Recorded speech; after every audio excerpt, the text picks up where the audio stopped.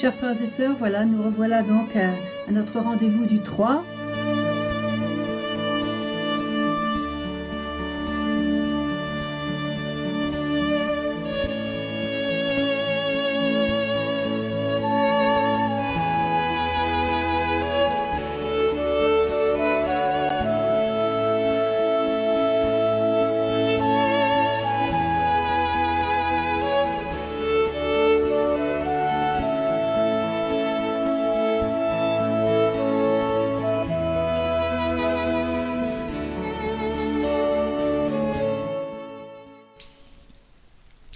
Bonsoir à toutes et à tous et bienvenue sur le direct du 3 avec Sœur Emmanuel.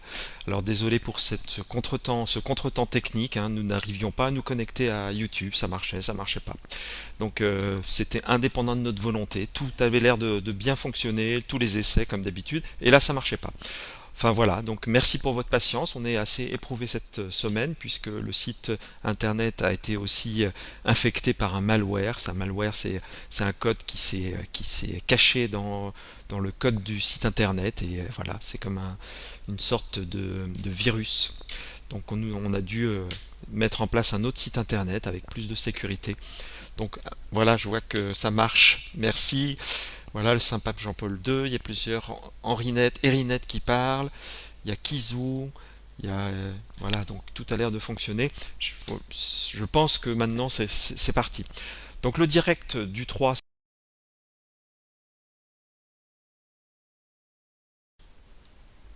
le direct du 3 va se dérouler en trois parties comme chaque mois. La première partie, Sœur Emmanuel va, après des informations sur la vie de Medjugorje, va donner un- le commentaire du message du 2. La deuxième partie, elle répondra à vos questions. Oh là là, je bafouille. À vos questions que vous posez sur le chat. Alors bien sûr, elle ne peut pas répondre à toutes vos questions, mais elle essaiera de répondre à une bonne partie. Donc elle fait ce qu'elle peut. Sachez que vos questions, sinon, elle les met de côté pour répondre ultérieurement ou pour généraliser les réponses un petit peu. La dernière partie, ça sera un temps de prière à vos intentions que vous déposez sur le chat en direct. Et Sœur Emmanuel priera avec vous à vos intentions. Et puis, toutes les intentions qui n'auront pas été lues seront déposées devant la Vierge à Medjugorje. Voilà. Donc, coupure, vous voyez, apparemment, ça va. Des cassures de voix, apparemment, c'est pas très clair. Le replay sera bien meilleur. Donc, je suis désolé de ces problèmes techniques indépendants de notre volonté ce soir. Merci de prier pour ça, merci pour tous ceux qui n'arrivent pas à intervenir sur le chat, de prier avec nous pour les problèmes techniques. Voilà, je vous laisse, je vous passe Sœur Emmanuel et je vous dis pour ma part au mois prochain. À bientôt.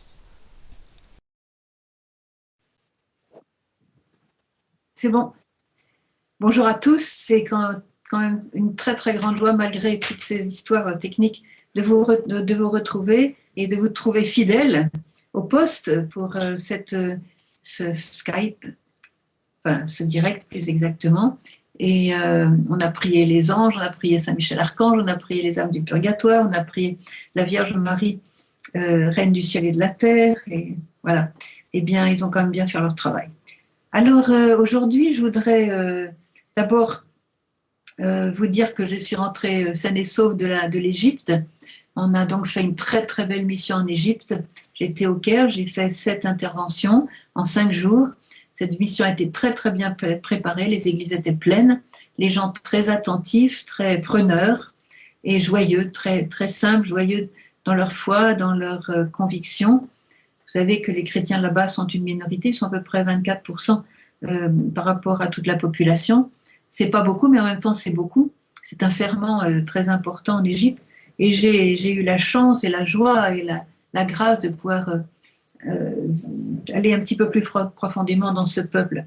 Alors je vais raconter, hein, avant de commenter le message, je voudrais vous raconter quand même quelques aventures et quelques grâces que j'ai pu toucher là-bas. D'abord, j'ai pu visiter, indépendamment des talks, des conférences que j'ai pu faire, j'ai pu visiter la vieille ville. Et là, j'ai vu une des icônes, c'est que Saint-Luc a peint Saint-Luc était médecin, il était en même temps peintre. Et il a fait 3 icônes de la Sainte Vierge. l'une est à Rome, une autre en tout cas est dans le Vieux-Caire, et en se faufilant dans des petites ruelles très étroites. Bref, elle a un bon guide, on a eu un très très bon guide, et on est arrivé devant cette icône extraordinaire de la Mère de Dieu. Et cette icône est miraculeuse. J'aurais raconté un petit épisode parmi les miracles de cette Vierge au Caire. C'était donc pendant la guerre de 40, la deuxième guerre, une femme très pauvre, très, très croyante, priait peut-être 3 heures par jour devant cette icône en suppliant la Sainte Vierge, car son fils unique avait été pris, il était sur le front tout simplement pour la guerre de 40. Et donc il n'avait plus de nouvelles et elle avait très peur pour lui. Et alors elle suppliait chaque jour avec beaucoup de confiance, elle priait son chapelet, elle priait des chapelets devant cette Vierge qui s'appelle El Esbaveya, donc elle est très connue en Égypte. Et elle priait, elle disait à la Sainte Vierge qu'il fallait qu'elle protège son fils, qu'elle lui épargne la mort, la blessure, etc. Bref, elle l'envoyait là-bas. Et un jour, elle reçoit enfin un mot de son fils qui lui dit « Je te remercie beaucoup, maman, pour la dame que tu m'as envoyée de ta part, parce qu'elle m'a protégée, et voilà, je suis vivant. » Donc, il avait reçu carrément la visite de la Mère de Dieu pour le protéger, tout ça grâce aux prières de sa mère. Alors, il y a plein de miracles comme ça. En fait, les peuples orientaux qui sont peut-être plus simples dans moins rationnels et plus spirituels que nous, en Occident, souvent, eh bien, sont témoins de beaucoup plus de miracles, en fait. Alors, voilà, ça, c'est une des choses que je voulais vous raconter. Il y a d'autres épisodes, mais je serais trop long, je ne pourrais plus faire le commentaire du message. Alors, après, je suis allée donc en Italie, continuer ma mission. Je suis allée à Assise, une grande rassemblement à Assise sur la Divine Miséricorde. On est à peu près 1600, 1700 personnes. Et ça s'est très, très bien passé aussi. On a eu beaucoup de grâce, beaucoup d'écoute. Les gens ont peur. Il y a quand même une espèce d'angoisse générale en Italie avec les tremblements de terre et puis la situation générale du monde, etc. Alors c'était délicieux de se replonger dans le Seigneur ensemble, de faire confiance, de réécouter ce que la Vierge dit à Medjugorje pour s'en pénétrer, surtout le vivre. On a vu vraiment une grande foule qui a retrouvé la joie, la grande paix et ont pu confier toutes les intentions à la Sainte Vierge et au cœur miséricordieux de Jésus. Voilà, après je suis allée dans un autre lieu de l'Italie, à Lugo, et là j'ai vu une très très belle paroisse avec un curé qui est en même temps exorciste, et j'ai vu toute une paroisse vivante, la ville était archi pleine, il y avait des gens debout, et une paroisse qui a l'habitude d'adorer, il y a une adoration continuelle, il y a les sacrements, il y a le chapelet, et puis surtout une charité entre eux, un amour entre eux, une simplicité. Vraiment, j'ai vu des belles personnes là-bas. Voilà. Bon, ça c'est pour la mission. Alors bon, évidemment, beaucoup de personnes ont été un peu troublées par les déclarations concernant Medjugorje, à l'occasion donc de l'envoi du pape de ce délégué, de cet envoyé spécial, Monseigneur Henryk Ozer, je ne sais pas comment ça se prononce en polonais. Donc c'est un archevêque de Varsovie et Prague. Et cet archevêque c'est un missionnaire, il a été longtemps en Afrique, au Rwanda. On a d'ailleurs des amis communs. Et donc il est connu pour avoir un cœur pur et une forte vie de prière, grande simplicité de pensée. Il est droit, Alors surtout, soyez bien rassurés sur lui. C'est un bon chrétien, un bon prélat. Donc, merci au pape de nous avoir envoyé ce trésor à Medjugorje.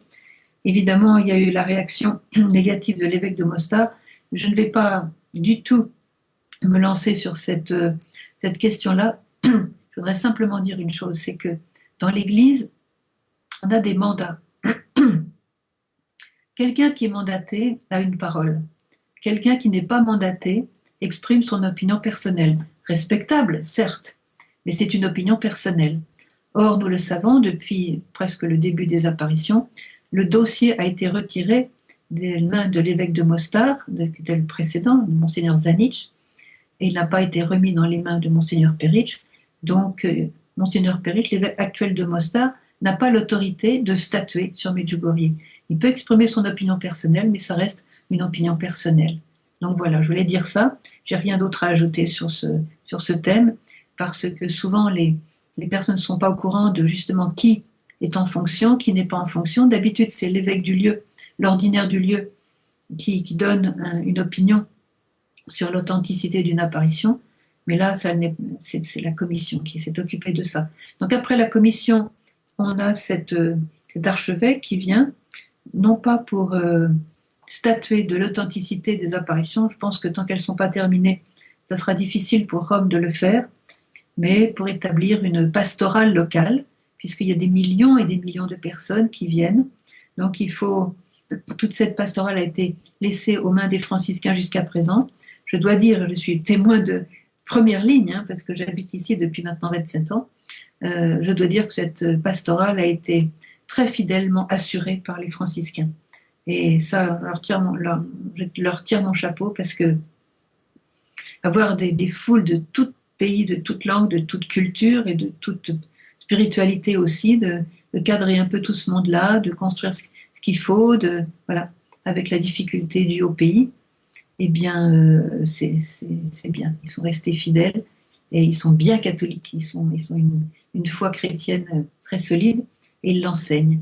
Et donc, merci Seigneur pour ce cadeau. D'ailleurs, la Vierge avait promis au début des apparitions qu'elle donnerait toujours de bons prêtres pour la paroisse de Medjugorje. Donc, nous sommes vraiment dans cette mouvance-là. Voilà, donc la Vierge continue à apparaître tous les jours à 3 d'entre eux. Donc, c'est Ivan, Vitska et Maria.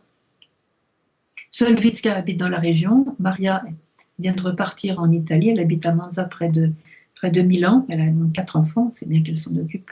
Là-bas, ils sont étudiants maintenant. Et puis Ivan est reparti aux États-Unis. Donc, il est marié là-bas avec ses enfants du côté de Boston. Alors oui, je voudrais quand même citer quelques paroles de cet envoyé spécial du pape, donc l'archevêque Monseigneur Henrik Osser. Il a été interviewé dans un journal italien qui s'appelle la Fede Quotidiana, c'est-à-dire la foi quotidienne. Et il a déclaré que d'abord les Polonais sont très attachés à la Sainte Vierge, donc c'est pas nouveau, mais ils sont très attachés aussi à Medjugorje. D'ailleurs, ils viennent très très nombreux, et je dirais ils viennent de plus en plus nombreux. C'est très encourageant pour la Pologne. Ils ont une belle idée de Medjugorje, dit l'évêque, et ils viennent nombreux à Medjugorje chaque année. Voilà. Je traduis de l'italien. Alors, il a bien signalé qu'il ne venait pas s'occuper des aspects théologiques des apparitions, encore moins de la reconnaissance, puisque ça a été l'objet de la commission pontificale, donc nommée, vous savez, par le pape Benoît XVI. Donc, son rayon d'action, c'est vraiment la pastorale locale. Alors, je voudrais dire encore quelque chose qu'il a souligné. On l'a questionné sur Jean-Paul II. On sait qu'il a dit, oui, Jean-Paul II avait donc une bonne connaissance de Medjugorje et de bons sentiments envers Medjugorje. Il a répondu, oui, il était très dévot à la Sainte Vierge en règle générale, et surtout, cette dévotion comprenait Medjugorje, et ce n'est pas une mauvaise chose, a-t-il ajouté. Ensuite, on lui a demandé quels sont les fruits de Medjugorje. Alors, en ce qui concerne les fruits sur les âmes, il me semble positif.